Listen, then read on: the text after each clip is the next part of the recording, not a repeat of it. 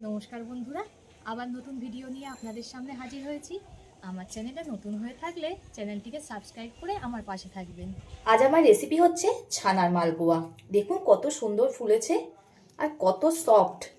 আপনাদের একটা ভেঙে দেখাই, খুবই নরম।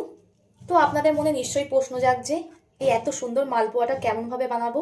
চলুন আর কথা বাড়াবো না, ভিডিওটা স্কিপ না করে লাস্ট পর্যন্ত দেখতে থাকুন। এখানে আমি একটা মিক্সচার জার নিয়ে নিয়েছি। এই বাটির মাপ করে হাফ বাটি সুজি দিয়ে দিচ্ছি। দিয়ে দেব ওই বাটিরই মাপ করে হাফ বাটি ময়দা। এর মধ্যে দিয়ে দেব হাফ বাটি ছানা। আমি এখানে গরুর দুধের ছানা কাটিয়ে রেখেছিলাম, আগে থাকতে ছানা কাটিয়ে জলটা ঝরিয়ে রেখেছিলাম, সেটাকে দিয়ে দেব। এবার এতে দিয়ে দিচ্ছি 50 লাল বাতাসা নিয়েছি, সেটাকে আপনারা চাইলে এখানে চিনিও ব্যবহার করতে পারেন। আমি এখানে লাল বাতাসা দিলাম।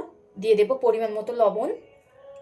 এবার এতে দিয়ে দিচ্ছি 1 বাটি গরুর দুধ, আগে থাকতে জাল দিয়ে রেখেছিলাম, এখন 1 বাটি দিচ্ছি, পরে লাগলে আরও ব্যবহার করব। আর দিয়ে দেব 2টো ছোট এলাচ। এবার এটাকে ব্লেন্ড করে নেব। আমার ব্লেন্ড করা হয়ে গেছে। এবার এটাকে একটা পাত্রের মধ্যে ঢেলে নেব। ব্যাটারটাকে আমি এই পাত্রের মধ্যে ঢেলে নিয়েছি। এতে দিয়ে দেব 1 চামচ মৌরি। ভালো করে মিশিয়ে নিতে হবে। ঠিক এমন ঘনত্বেই হবে, খুব একটা পাতলা করলেও হবে না, খুব একটা মোটা করলেও হবে না। যেহেতু এতে সুজি দেওয়া আছে, তাই সুজিটাকে ফুলতে বা ভিজতে কিছুক্ষণ সময় দিতে হবে। তাই 10 মিনিট জন্য ঢাকা দিয়ে রেখে দিলাম। 10 মিনিট পরে ফিরে এলাম। ভালো করে ফাটিয়ে নেব। ছোট এলাচ দেওয়া দারুণ একটা মিষ্টি গন্ধ বেরোচ্ছে। এদিকে আমি একটা কড়া গরম হতে বসিয়ে দিয়েছি। এতে দিয়ে দেব সাদা তেল মালপোয়াটা ভাজার জন্য। তেলটা গরম হয়ে গেছে। এবার ব্যাটার থেকে 1 হাতা করে তুলে তেলের মধ্যে দিয়ে দেব।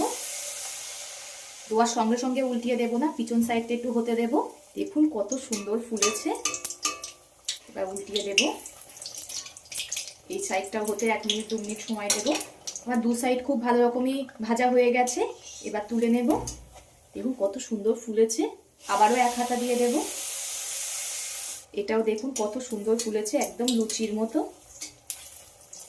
আপনারা চাইলে এটা ভাজার পরে চিনির রস করে চিনির রসের মধ্যে বোড়াতে পারেন। আমি আর চিনির রসে দেব না। এবার তুলে নেব। একে একে সব মালপোয়াগুলোকে ভেজে নেব। আমার সব ভাজা হয়ে গেছে।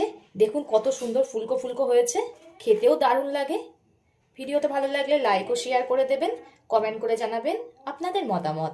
পরবর্তী ভিডিওতে আপনাদের সঙ্গে আবার দেখা হচ্ছে।